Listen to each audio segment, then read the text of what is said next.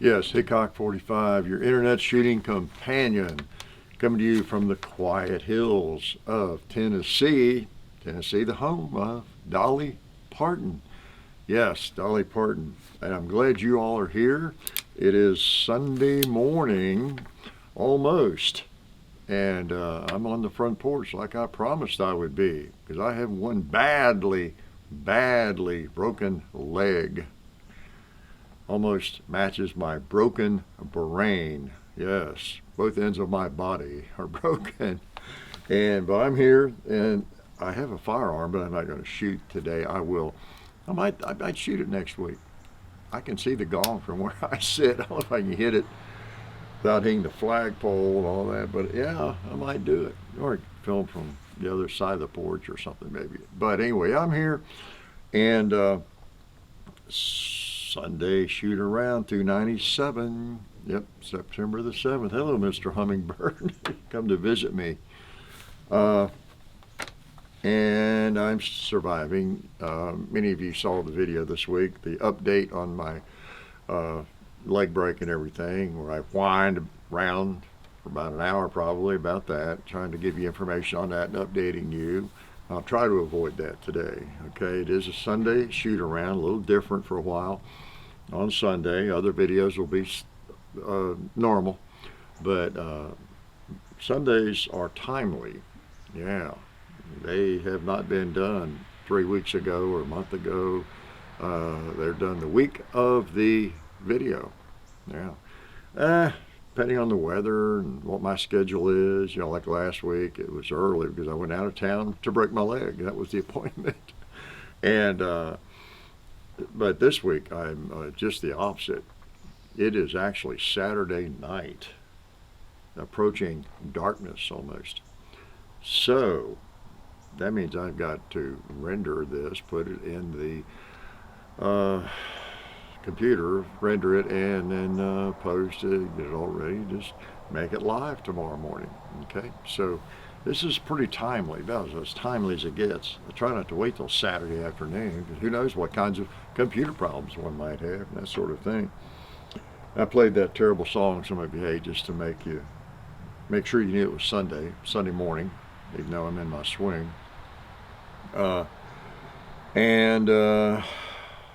Just a reminder, I got back. I've already done the meet and greet today. It was Saturday, right? September 6th. Remember, I've been telling you about it up in Bowling Green at Mammoth Outdoors.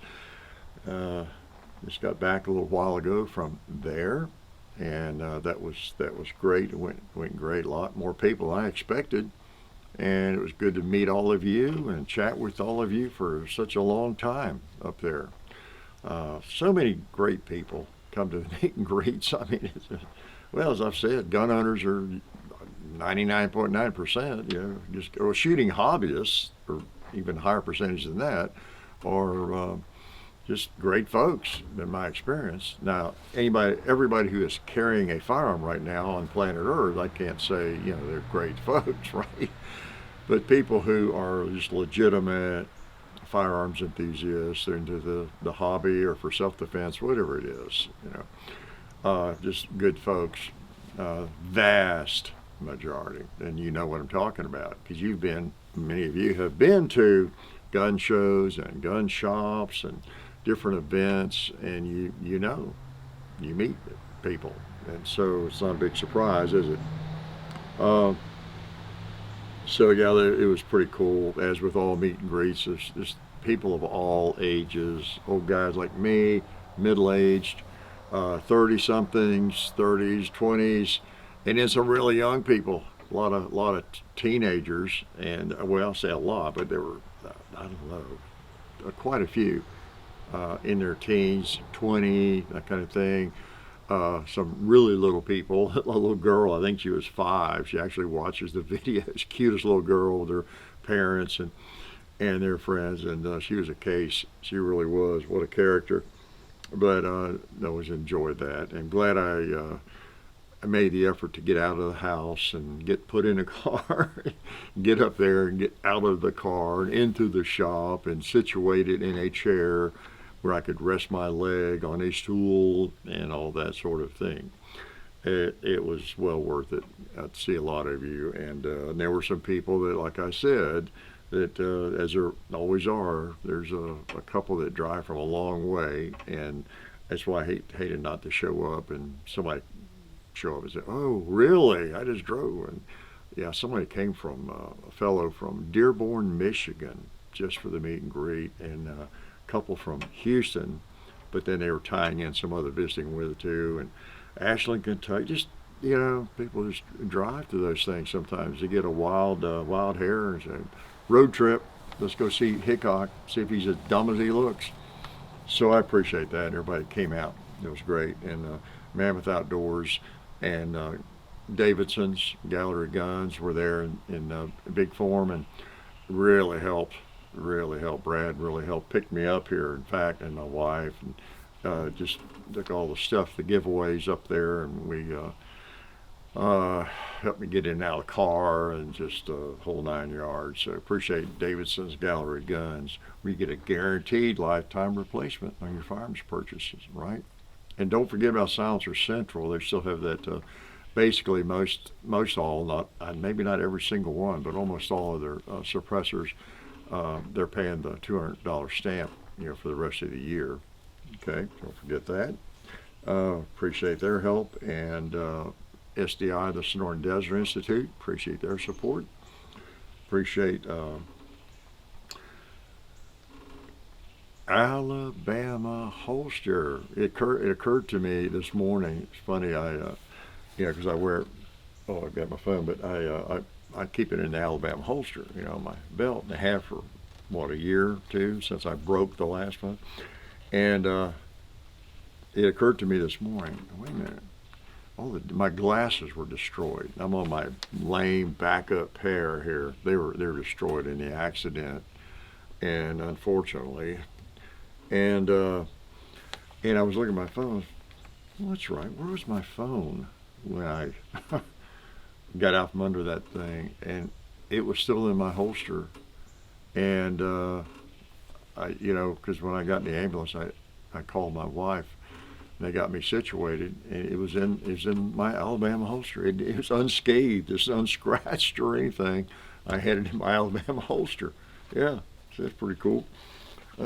So protection in the real world, in real time.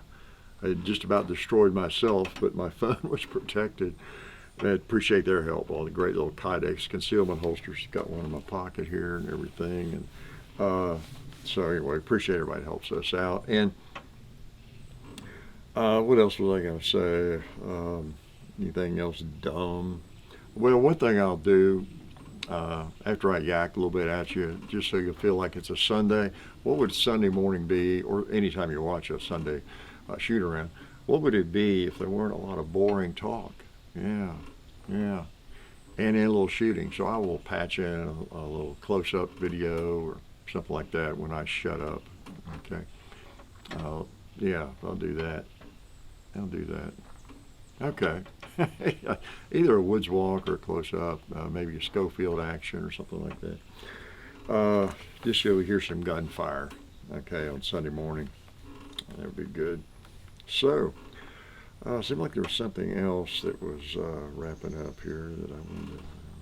Well, speaking of phones and computers and things, did you all hear I saw an interview on cable TV with a professor from, or maybe he was a writer from the New York Times, I don't know, but no, he worked at the University of Pennsylvania, I believe.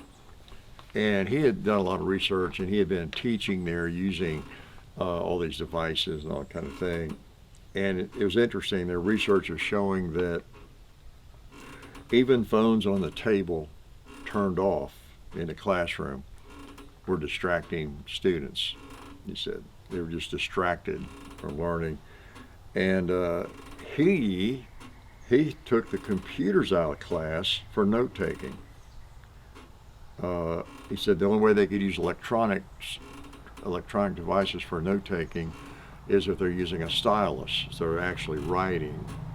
And He says the research shows that it just retains it instead of being necessarily a distraction. If you're actually writing with a stylus or one of those old-fashioned styluses called a pen or pencil, that it goes into your brain better. It's literally about the physical process of that and processing the information. It was just better than typing. He is not letting his students type notes. Isn't that interesting? He also mentioned a weekly quiz improves their retention. Well, I discovered that. A daily quiz does too, even more so with youngsters. But it occurred to me, I was kind of on the crest of that wave in the early 80s and early 90s in education.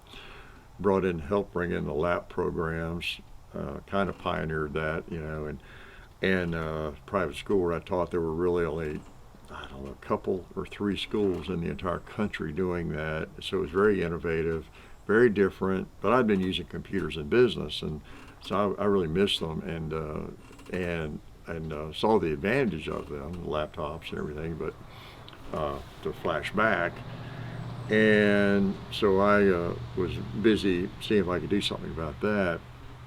But so I was guilty of participating in that and being really, in a big way, responsible for bringing that technology into the classroom and trying to do things we had been doing with pencil, pen, typewriter, on a computer and saving it and sharing it, being able to share files and peer edit and that kind of thing on a local area network within my classroom. And all that was really innovative, and it was great. A lot of learning to do. Man, what a learning curve.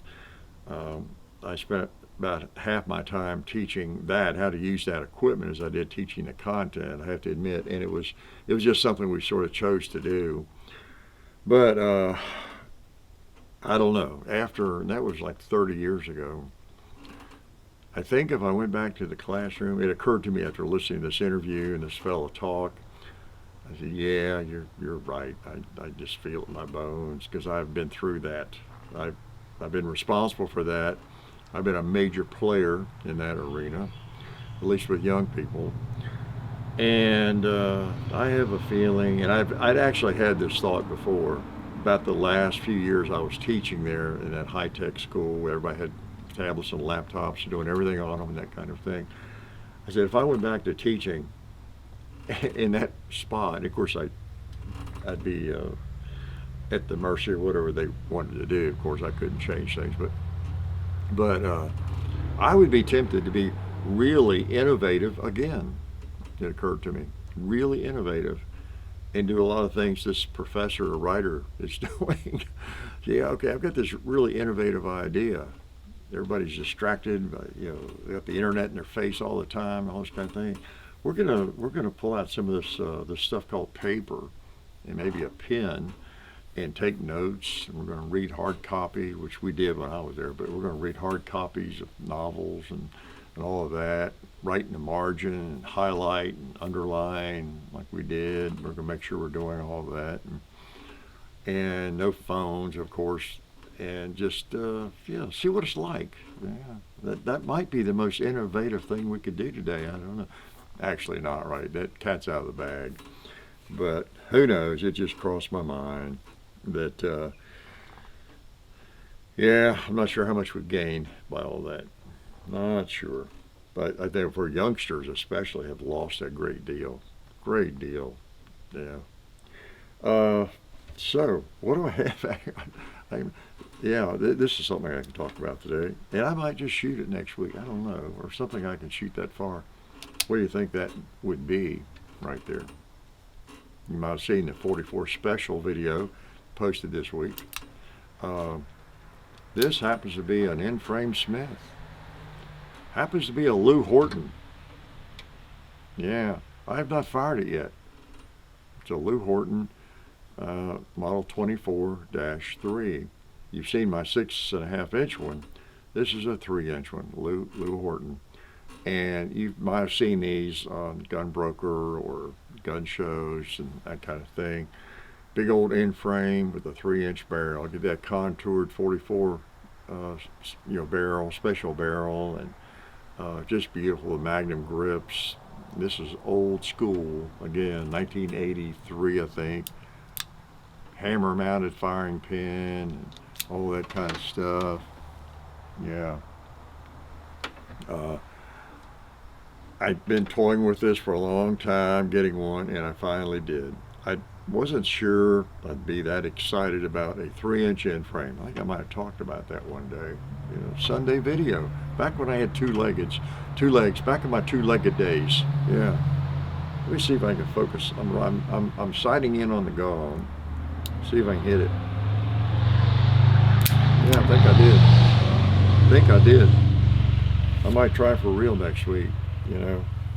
Surgeons didn't say anything about not firing a gun if I get a chance. But anyway, these are kind of collectible, and I think this one's unfired. A little bit torn on that issue.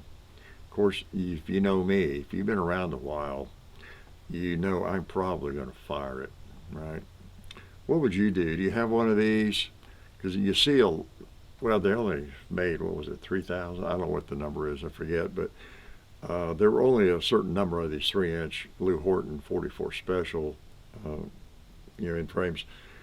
And you see them from time to time unfired for sale. Seems like most of them, they're just like almost perfect condition.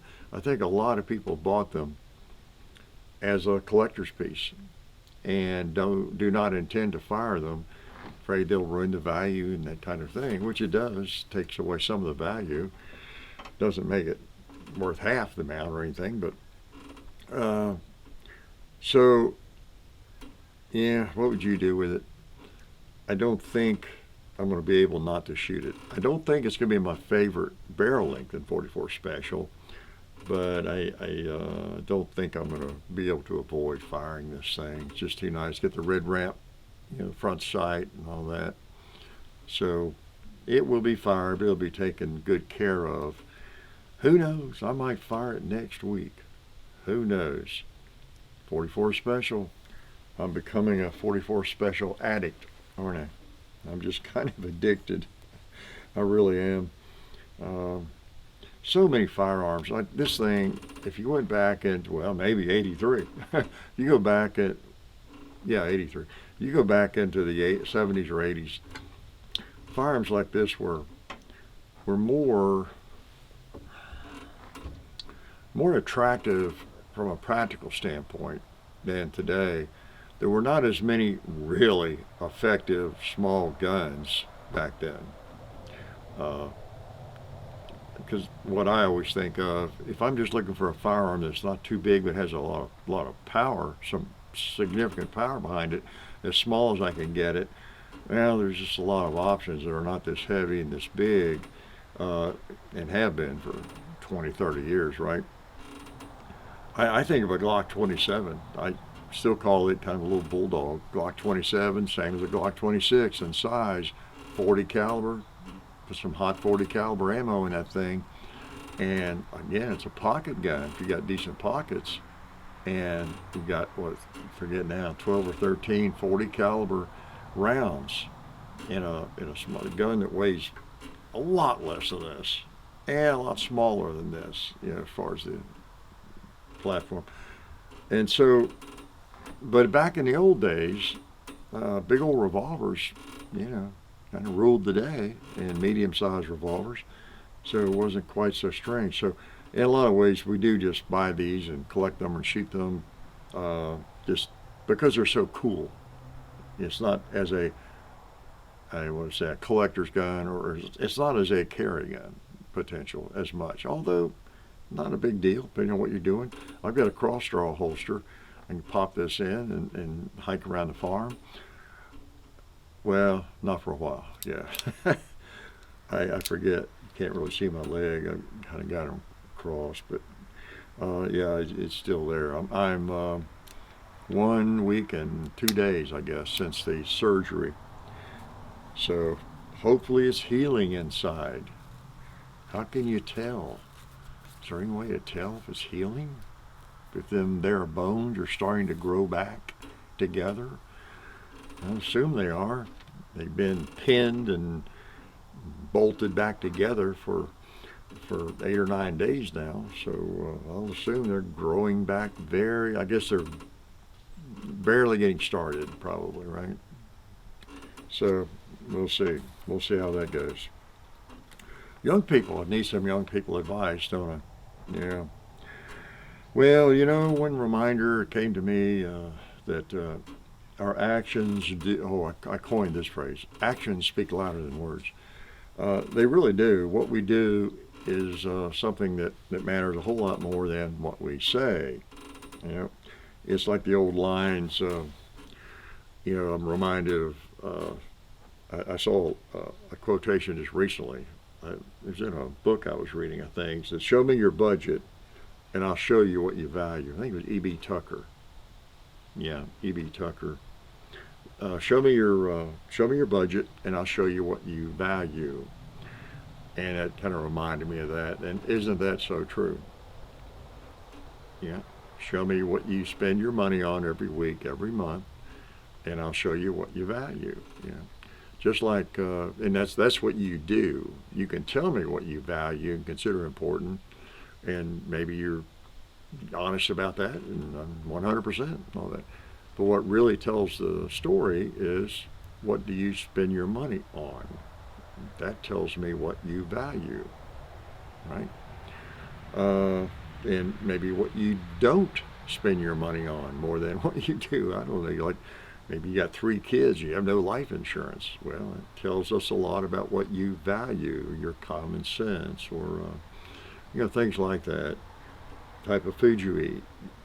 Maybe you spend a big part of your budget on beer, but very little on it on real food or something. So it does. You look at somebody's budget, what they bought, what they spent, tells you what they value. It's just kind of like, show me your friends, and I'll tell you who you are. Yeah, show me your friends, and that tells me who you are. If I get to know your friends, say your 3 or 4, 5 closest friends, that kind of tells me who you are.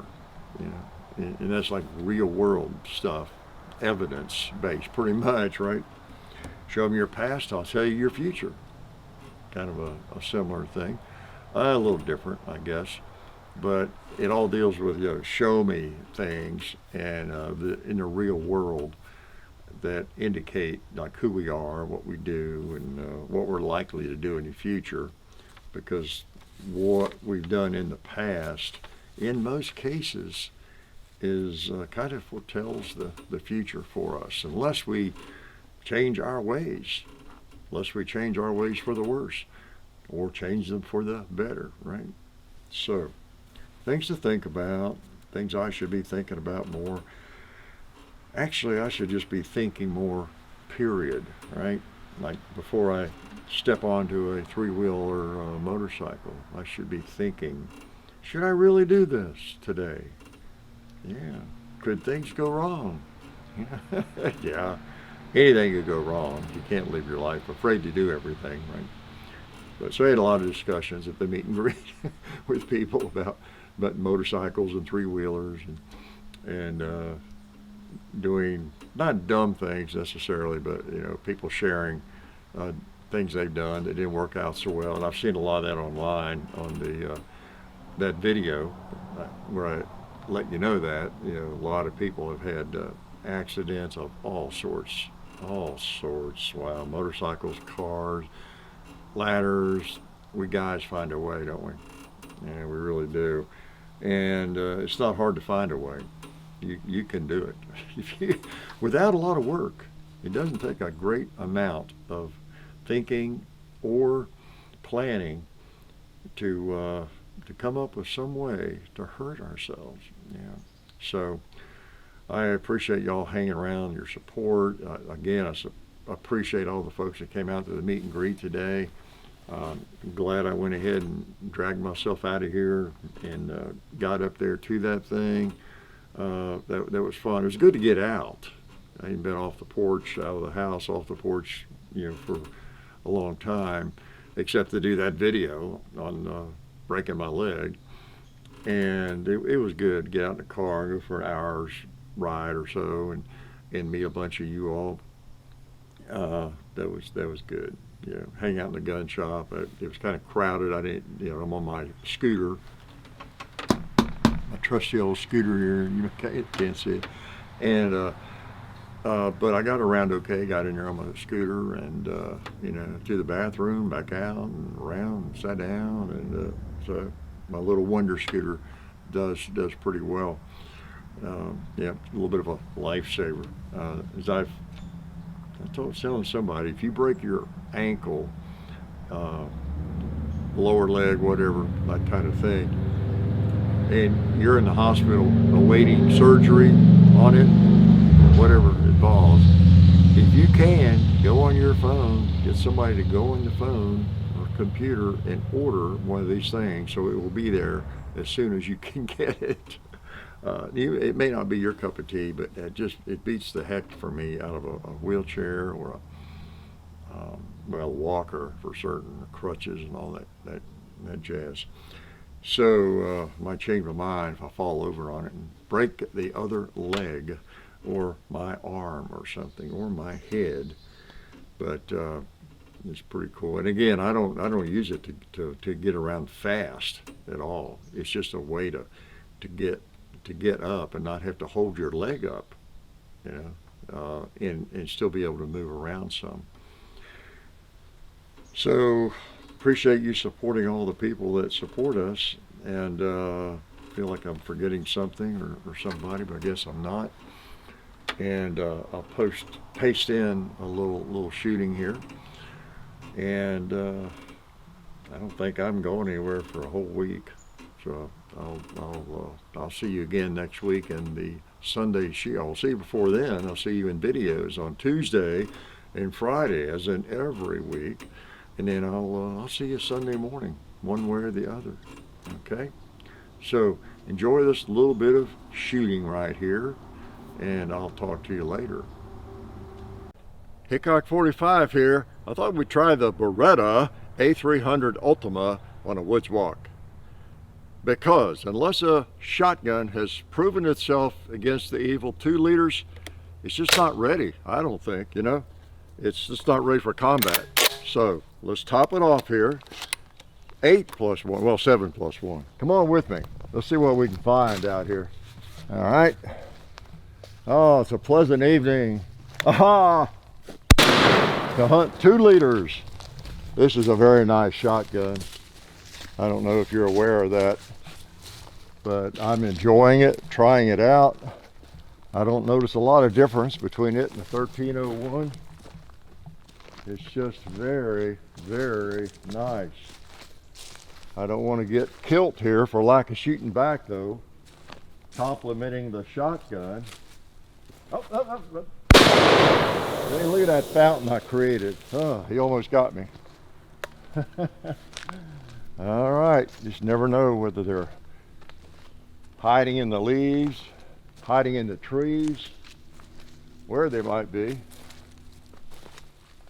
By the way, this is a 12 gauge, if you didn't know that. One of the finer gauges around. Hard to beat a 12. Yeah, don't you think so, buddy? I think he agreed. Yeah, took care of him. Oh boy, somebody ought to mow this grass, mow these weeds. Too many places to hide. Uh-oh, here we got a fork in the road, so I guess we'll take it. That's what Yogi Berra would do. Uh-oh, look at him over there hiding. Look at him. Yeah. So that looks like a dangerous route. Maybe we'll go this way. Maybe we'll pop it off here while we're creeping up through here. A little tactical reloading. Way too many places for the bad guys to hide, don't you think? John ought to clean up some of these logs, really. Oh, see what I mean? Look at that. Could have gotten me. Could have gotten me. You know, like they say, with a shotgun, you should be either shooting or reloading. All the time. Okay. Are we ready? Mr. Ultima A300. Uh-oh, I see one in the leaves again. Yeah, buddy. Oh, look at that one, it rained. Could have poisoned that pig with high fructose corn syrup. Yeah, pig would have died a slow death. Fortunately, the 2-liter died a fast death. More good hiding places. Wow, look at this. And, oh, look, what I said. Yeah, man. They're everywhere. They're everywhere. Yep. That's usually a good hiding spot.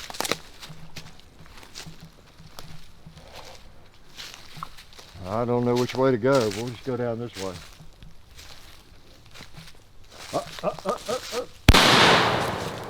Yeah, good thing I went this way. There's some spooky woods. Dangerous territory. Up.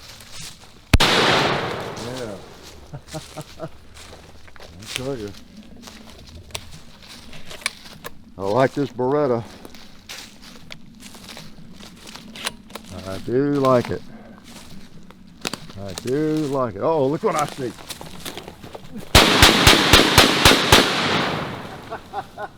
Got him on the run. That must be all of them. Oh well, yeah.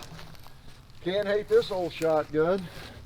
The 2-liters might hate it, but the A300 Ultima Patrol 12 gauge is a shotgun that is very nice. I see why many of you like it, because I like it too. Life is good.